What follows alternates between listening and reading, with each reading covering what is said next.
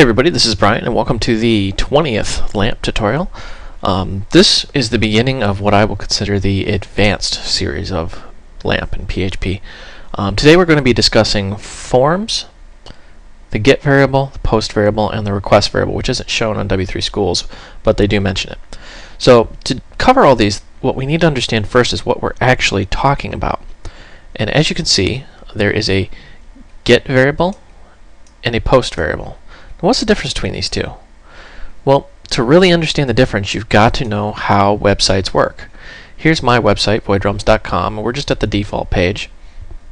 If you click on tutorials, and then let's just say click on LAMP, you notice how up here you get this question mark filter equal LAMP. Well, that's called a query string. That is what you would use in PHP with the get variable. Now, what the example they give you here is the post because we're on forms, but let's go to get real quick here. So they say PHP echo get fname. Well, what's fname? In my case, it would be filter, and then it would give you the value, which in this case would be lamp. So let's actually search for something.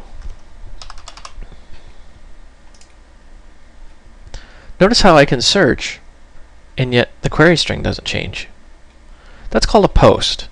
What we're doing is we're posting data to the server. What's the difference between the two? This would be a query string used in an HTTP GET, meaning we're getting something from the server. Post, when typically used when we use a form, we're posting to the server, and it happens in the background. You really can't see it. We could actually go to View Page Source. And right up here, most programs will strip it off, but in the HTTP request, we're actually posting data to the server. The server strips it off and then sends this, the response.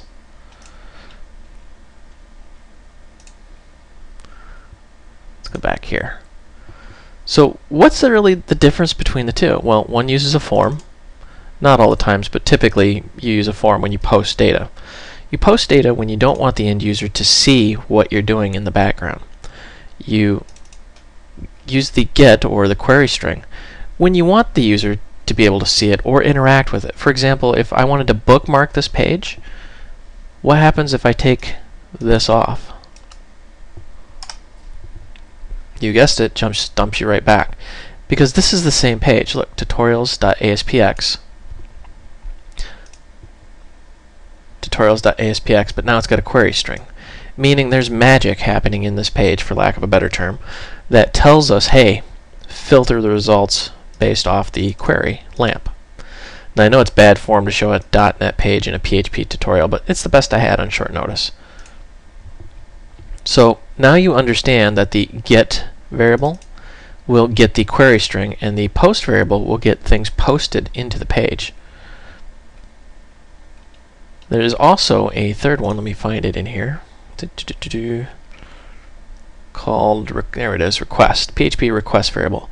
Request is a combination of get, post, and cookie. We haven't covered cookies yet, but that's coming in another tutorial. A cookie is simply you store information on the end user's computer so that when they come back, I'm sure you've seen that like on Facebook or any other website where you say, you log in and you say remember me, so that when you come back next time it doesn't have to have you log in. That's a cookie. But the request variable is actually a combination of all three of those. So you don't have to remember which one's a get, which one's a post, and which one's a cookie. You can just use request. Alright. Okay, loaded up our IDE here.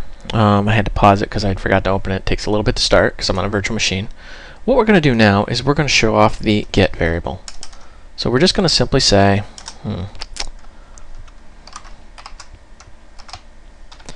get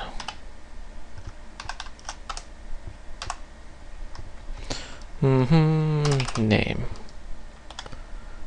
We're just going to get the name here, so we're going to echo this out. Now, where is name? I mean, if we save and run this, nothing happens. Where's name? Well, if we add a query string name, whoops,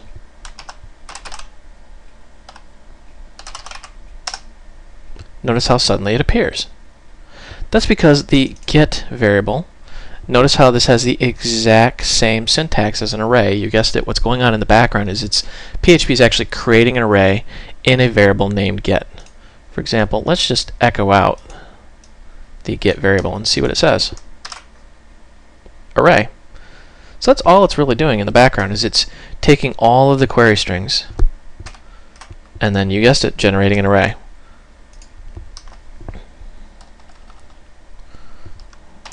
Let's actually do a little better example here. So we're going to get a couple of these.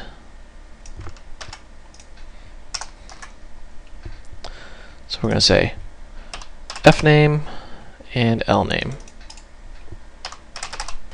And fname is going to be the first name. Maybe if I could type, there we go.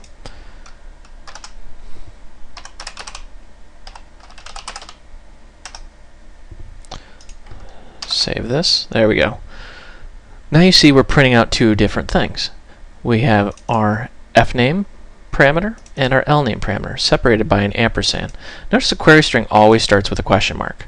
If you're ever looking at a web page and you see this dot PHP or HTML or whatever, and you see this question mark right here, you know right then and there there's some magic happening in the background. Usually it's PHP, Java, ASP, something along that nature. So always look for that question mark if you're submitting something. Then you know that you have a parameter equals and then a value. And they're always separated by an ampersand. We can even go one step further and say age equal and then whatever your age is, and we're going to just grab this.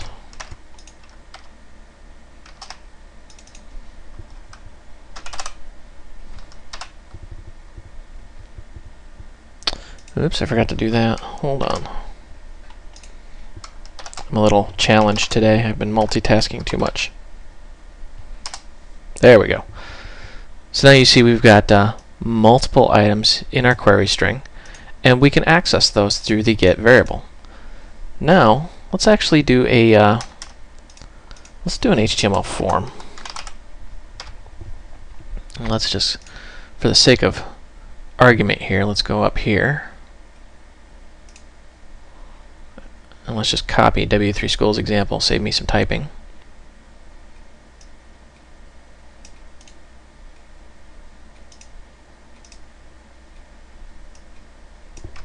If you don't know what a form is, I would almost command you to go out and learn what it is, because it's a very big part of working with dynamic web pages. I do have a HTTP tutorial, and I do cover forms. Notice how we have form action, and then the, if I spelled it right, the name of the page, tut20.php, which is the name of this page, method equal post. That's how you know you're posting information to the website. Now I'm going to have to change this around a little bit, and I'm going to say, we'll say full name and guess age.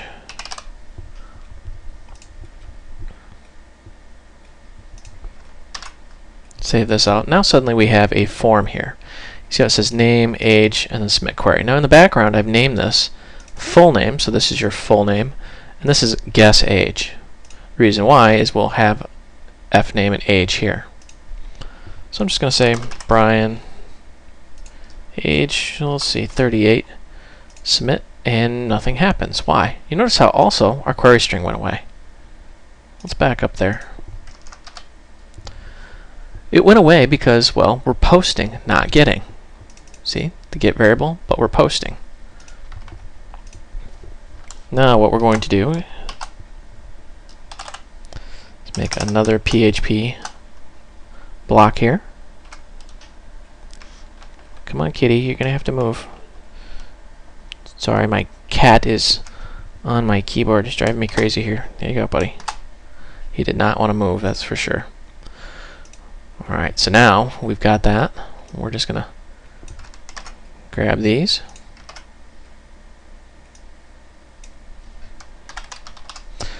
change these to the post variable, and you guessed it, post is just an array, just like get. We're going to say full name and guess age.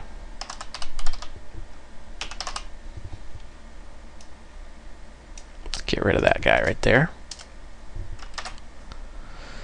So now when we submit our query, you see how it says Brian and 38.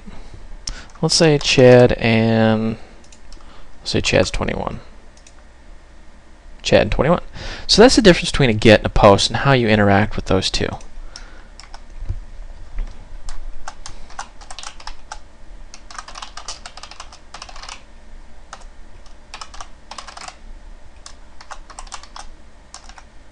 Now we're going to show an example of how to use the request array, or the request variable. Now remember, these are automatically filled in for you. You don't have to do a thing. In case you're wondering which one is more used, pretty much I've seen most people use request, but sometimes people get picky and use post or get, depending on the situation. So let's actually grab all of these.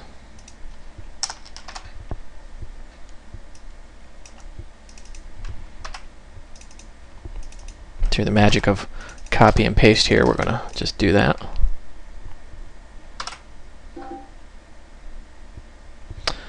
Now, if you've ever seen this before, like if you've been on a bank site and it says, you know, the page is expired, you've got to resend, it's because you're posting. So now we're resending the information. Let's see everything. Well, the only thing we have, because we don't have a query string, is we have Chad and 21. So you're seeing Chad 21, and it's just printing out nothing for these. Let's see if we can actually do both at the same time. I'm not quite sure if I can do that in Komodo IDE.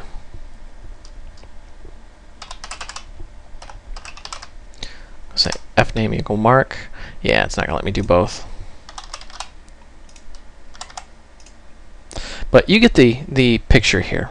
How you can use the get to get query strings, post to get post to the page, and then request is just an array of everything.